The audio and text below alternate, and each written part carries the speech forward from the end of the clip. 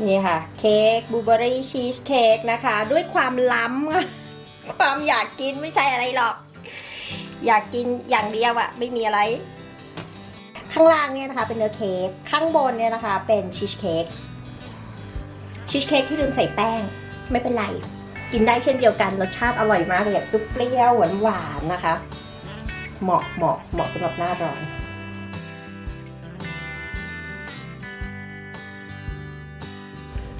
สวัสดีค่ะมีนานะคะวันนี้มาชวนทำขนมเค้กกันค่ะแต่ว่าไม่ได้เห็นสายย่อนะวันนี้เพราะว่าบอกเลยว่าผมเผ้าเนี่ยไม่เรียบร้อยมากเพิ่งตื่นไม่กล้าอาย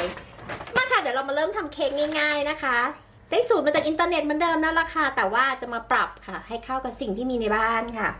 น้ำตาลทราย2 ช้อนโต๊ะ2 ช้อนโต๊ะจริงๆ2 ช้อนโต๊ะกินข้าวบ้านเรานี่แหละใส่ลงไปนะคะเสร็จแล้วมีผิวมะนาวค่ะผิวเลมอนใครไม่มีไม่ต้องใส่แต่ถ้ามีเนี่ยนะคะเราก็ขูดลงไปกับมะนาวเลยค่ะถ้ามีเนี่ยนะคะเราก็ขูดลงไปเลยค่ะกับไอตัวน้ำตาลตัวเค้กก็จะได้แบบว่ามีกลิ่นมะนาวไงอโรมาแบบนี้นะคะแล้วเราก็จะใช้ช้อนเนี่ยแหละค่ะบี้ให้แบบว่ามะนาวกับน้ำตาลเนี่ยเขามีกลิ่นคู่กันหอมจริงๆใช้เปลือกมะนาวเขียวบ้านเราได้นะอันนั้นก็หอมแต่ล้างก่อนล้างดีๆส้มได้ไหมผิวส้มใช้ได้ค่ะใส่เกลือป่นไปนิดนึงนะคะไปหยิบมือนึงเสร็จแล้วเราจะใส่ไข่ค่ะไข่ไก่เบอร์1 ฟองทำสูตรเล็กค่ะวันนี้ปั่นจ้าปั่นให้ไข่กับน้ำตาลเนี่ยนะคะละลายหายไปเนื้อเดียวกัน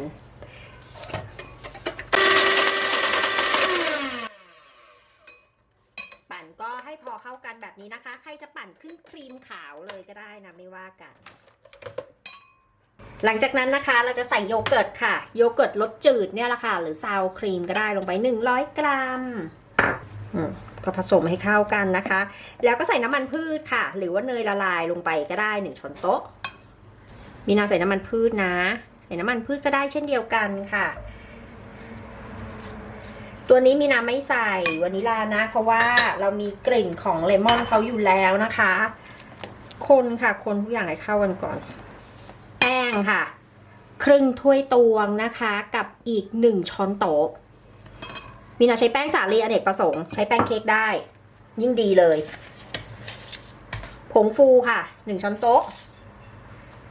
เสร็จแล้วคนทุกอย่างให้เข้ากันขอเติมแป้งไปอีก1 ช้อนโต๊ะได้ไหมอ่ะเพราะว่าโยเกิร์ตมันเป็นน้ำไงเนี่ยแป้งเขาจะหนืดแต่ขอหนืดกว่านี้ก็คือสรุปแป้งให้นะคะครึ่งถ้วยตวงกับอีก2 ช้อนโต๊ะ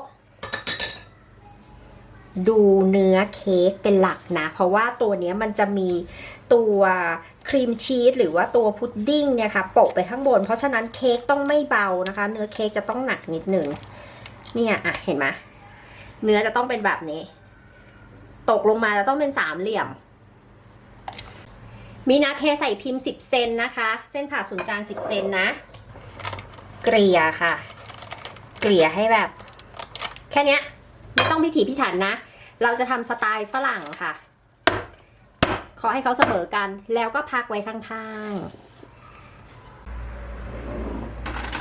ๆตัวนี้นะคะมีนาใช้ครีมชีสนะใช้คัสตาร์ดได้นะคะคัสตาร์ดก็คือตัวคัสตาร์ดที่มีนาเคยสอนไปนั่นแหละเอามาทำได้เช่นเดียวกันค่ะเดี๋ยวคราวหน้าจะสอนว่าเค้กคัสตาร์ดเป็นยังไงประมาณ100 กรัมก็พอค่ะ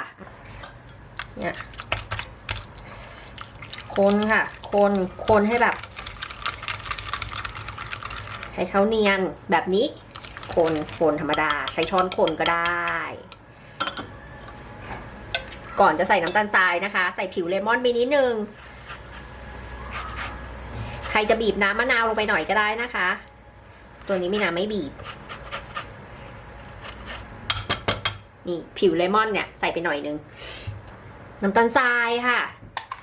1 ช้อนโต๊ะครึ่งคนทุกอย่างให้เข้า เข้ากัน เรียบร้อยใส่ไข่นะคะ แต่ว่า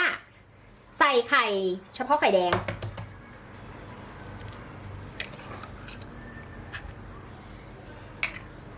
ใส่ไข่แดง1 ฟอง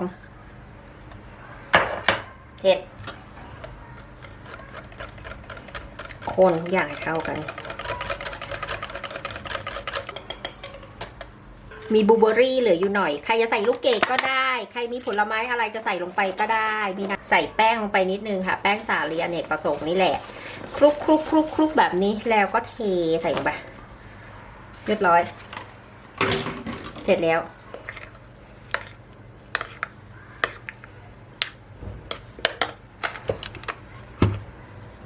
เทลงไปค่ะเทลงไปให้มันเป็นอีกชั้นหนึ่งลงไปเลยเดี๋ยวมินาจะเอาไปอบนะคะไฟ160 องศาไฟบนล่างไม่เปิดพัดลมนะคะ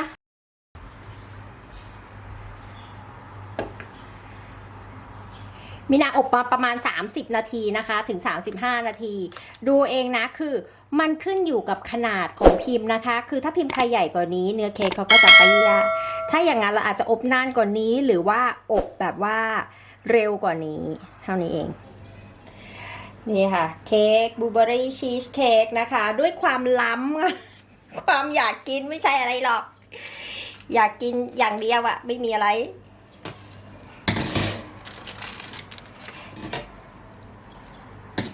นี่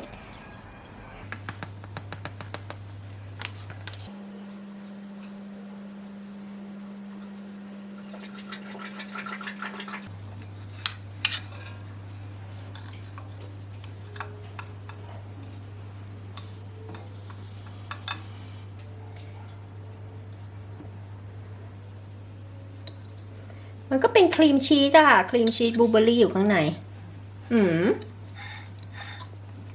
เปรี้ยวๆหวานๆมันๆลองทำดูนะคะยังไงฝากกดไลค์กดแชร์แล้วก็ติดตามให้ด้วยนะคะเป็นเค้กง่ายๆนะสไตล์บ้านๆสไตล์ฝรั่งเลยแหละทานคู่กับไอศครีมอะค่ะจะอร่อยมันจะออกเปรี้ยวๆเนาะมันมีกลิ่นของเลมอนไปแล้วจ้า